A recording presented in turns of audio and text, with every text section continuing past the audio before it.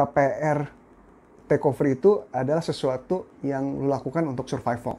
Jadi kalau misalnya lu terjebak di produk yang buruk atau amit-amit penghasilannya nggak membaik gitu ya, baru lu melakukan ini. Tapi jangan melakukan ini untuk mencari untung.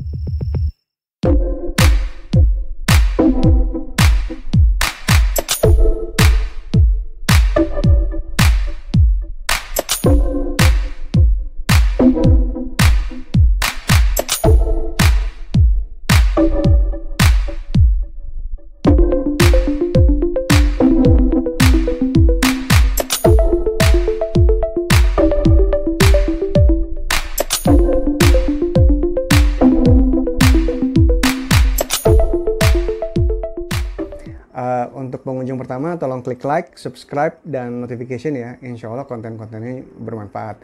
Dan juga jangan lupa tinggalin komen. Dan kalau ada pertanyaan, tulis aja di kolom komen. Insya Allah gue bisa respon.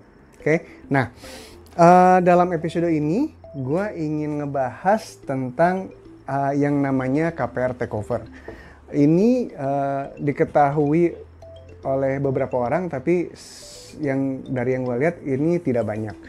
Jadi gue akan ngebahas KPR takeover ini, seperti apa KPR takeover itu, kemudian plus minusnya, dan siapa yang sebaiknya melakukannya. Oke, kita mulai ya. Nah, gue mulai dengan contoh nih ya. Jadi ceritanya gini, si Fulan mengambil KPR dengan Bank A. Produknya pinjamannya 500 juta, kemudian dikasih tenor 15 tahun, fixed rate-nya 7% per tahun selama 3 tahun pertama. Kemudian setelah 3 tahun pertama itu, tahun keempat dan seterusnya, itu floating rate 11-14%. Ya. Kemudian sertifikat rumah ditahan di Bank A. Sorry itu agak sedikit typo ya. Hasilnya apa? Hasilnya seperti ini. Nih seperti ini. Jadi 3 tahun pertama fix, kemudian di tahun ke-4 sampai ke-15 itu floating ya bunganya ya. Yang hitam itu bunga, yang biru itu pokok. Nah, adik-adik bisa lihat di sini. Karena dia mengambil tenor kepanjangan 15 tahun, dia berada di kondisi di mana di 3 tahun pertama itu cicilan bulanannya itu mayoritas dia bayar bunganya. Hanya sedikit yang bayar pokoknya. Oke, ini kondisi dia. Tapi untungnya apa? Untungnya dia memiliki cicilan yang tetap selama 3 tahun. Ya, nah, di akhir tahun keempat, kondisi Fulan adalah sisa pinjamannya masih 400 juta. Kenapa masih 400 juta? Karena di 4 tahun pertama itu cicilan yang dia bayarkan tuh kebanyakan membayar bunga gitu kan, hanya kecil dia membunuh pokoknya gitu. Sisa tenor masih 11 tahun, kemudian dia terkena floating rate pada saat itu 12% katakanlah, contoh ya. Nah, di sini nih teman-teman bisa ngeliat tuh di tahun keempat spiking kan ke atas kan. Di akhir tahun keempat ini Fulan melihat ada tawaran Bank B yang lebih kompetitif, yaitu produknya dikasih fixed rate 6% per tahun selama 3 tahun pertama gitu ya. Kemudian floating rate yang mana mungkin kira-kira asumsi 11-14% per tahun selama 12 tahun. Di titik ini Fulan melakukan KPR takeover dari Bank A ke Bank B. Caranya gimana? Caranya gini. Fulan dan Bank B setuju untuk ambil produk dengan pinjaman 400 juta. Kemudian tenornya tetap dia ambil 15 tahun. Sebenarnya dia bisa di sini dia memiliki kemerdekaan untuk ngambil 15 tahun juga, atau 12 tahun, atau 10 tahun, atau 8 tahun. Tergantung gimana rezekinya gitu ya. Tapi dalam kasus ini gue asumsikan dia ngambil sama 15 tahun. Yang mana berarti kalau udah kayak gini, dia total minjam ke bank jadi 19 tahun ya. Karena dengan Bank A 4 tahun kan. Kemudian dia ngambil dengan Bank B itu 15 tahun lagi, jadi total jadi 19 tahun gitu ya, ngerti ya. Nah, fixed rate-nya itu 6% selama 2 tahun, 6% per tahun selama 2 tahun. Nah, prosesnya gimana? Prosesnya gini, jadi Bank B pertama mengucurkan pinjaman 400 juta kepada Fulan. Oke. Nah, kemudian Fulan menggunakan dana 400 juta itu untuk melunaskan sisa pinjaman kepada Bank A. Ya. Nah, kemudian Bank A menyerahkan sertifikat yang dijaminkan kepada Fulan. Oke.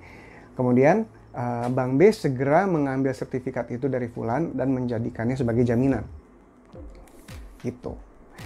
Hasilnya apa? Hasilnya Fulan mendapatkan cicilan rendah lagi di tahun kelima dan tahun keenam dengan Bank B. Ilustrasinya seperti ini. Jadi tuh kalau di tabel yang di grafik yang atas dengan Bank A itu 4 tahun pertama gitu ya, 3 tahun fix, 1 tahun kena floating. Habis itu di tahun kelima dan 15 dia batalkan dengan Bank A. Dia lanjut 15 tahun dengan Bank B gitu. Dia lanjut dengan Bank B-nya ini yang sisa 400 jutanya itu ya. Gitu. Dimana dia dapat 2 tahun fix, kemudian sisanya 13 tahun floating. Jadi kalau teman-teman hitung nih, kalau teman-teman lihat si Fulan ini mendapatkan 3 tahun fix dari Bank A 7%, kemudian dia dapat fix 2 tahun 6% dari Bank B gitu. Oke. Nah,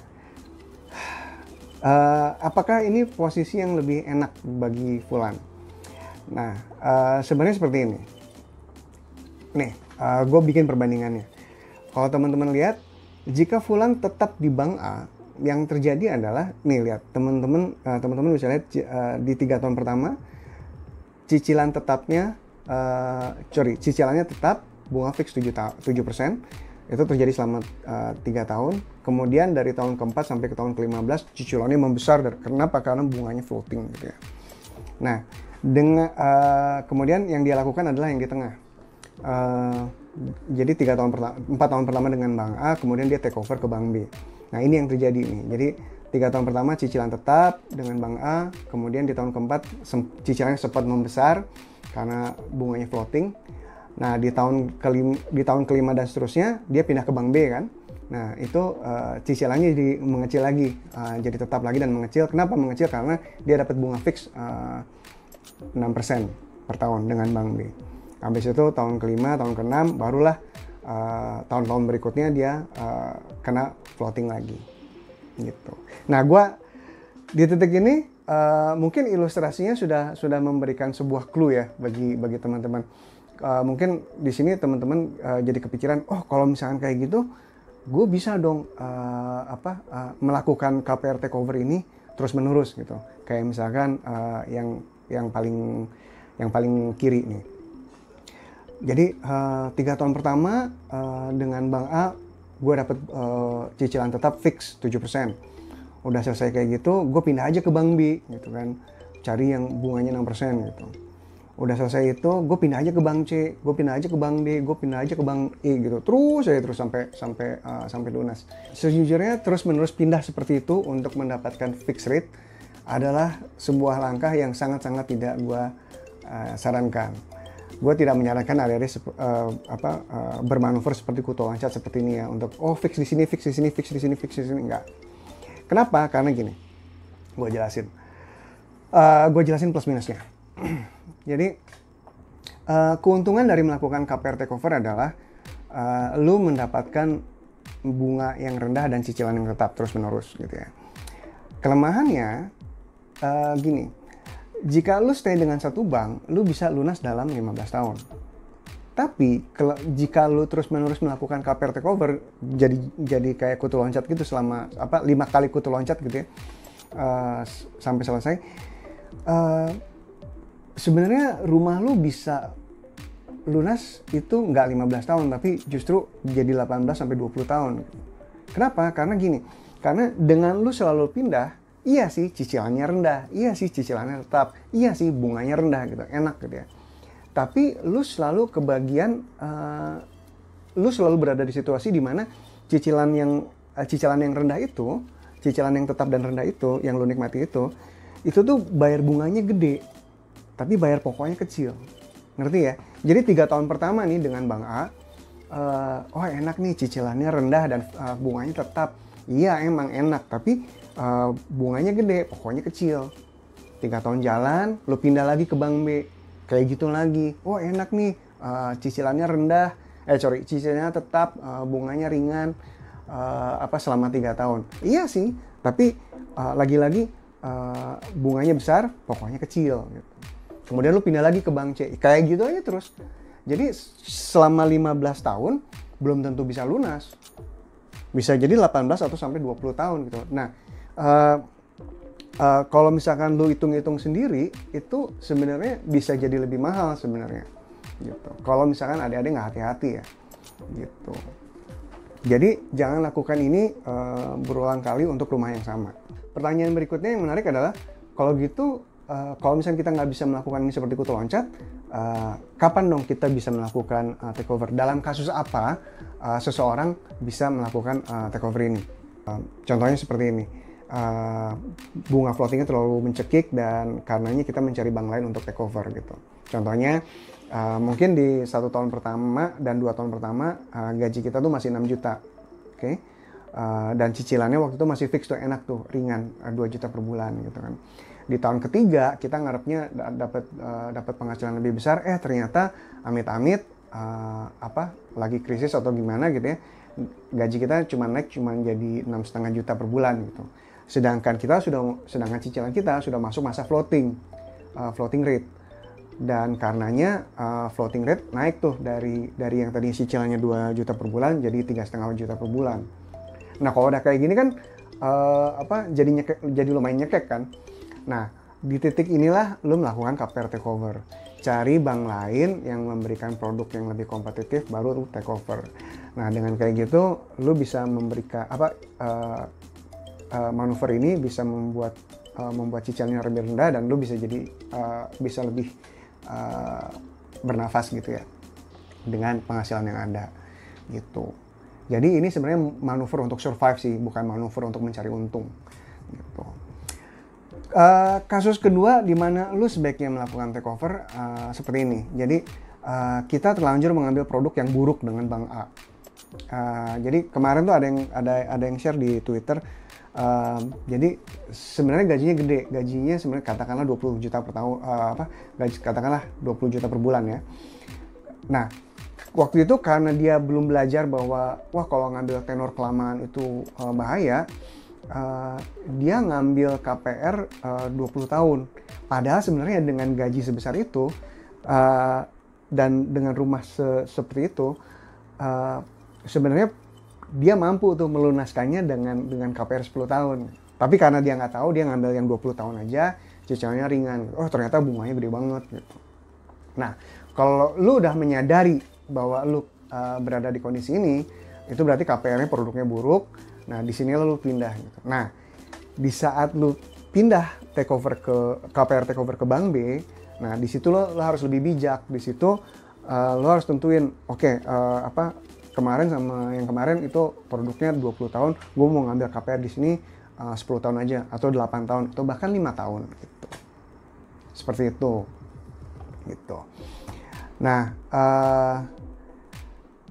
lagi-lagi gue sarankan bahwa KPR takeover itu adalah sesuatu yang lu lakukan untuk survival. Jadi kalau misalnya lu terjebak di produk yang buruk atau amit-amit penghasilannya nggak membaik gitu ya, baru lu melakukan ini. Tapi jangan melakukan ini untuk mencari untung. Segitu aja dari gue. Coba dilihat lagi KPR-nya masing-masing. Siapa tahu lu berada di posisi yang kurang menguntungkan. Jika iya, silakan lakukan KPR takeover secepatnya. Dan ingat, coba visit episode gue yang ini, simulasi KPR. Dan pastikan bahwa lo mengambil KPR, jika harus mengambil KPR, pastikan nggak lebih dari 5 tahun atau 7 tahun atau 8 tahun. Gitu. Oke? So, selamat mencoba. Semoga episode ini bermanfaat. Jangan lupa klik like, subscribe, dan notification. Leave a comment di kolom komen, berinteraksi sama gue. Tanya gue pertanyaan-pertanyaan yang kalian punya. Insya Allah gue bisa jawab. Oke? Sampai ketemu di episode berikutnya. Assalamualaikum warahmatullahi wabarakatuh.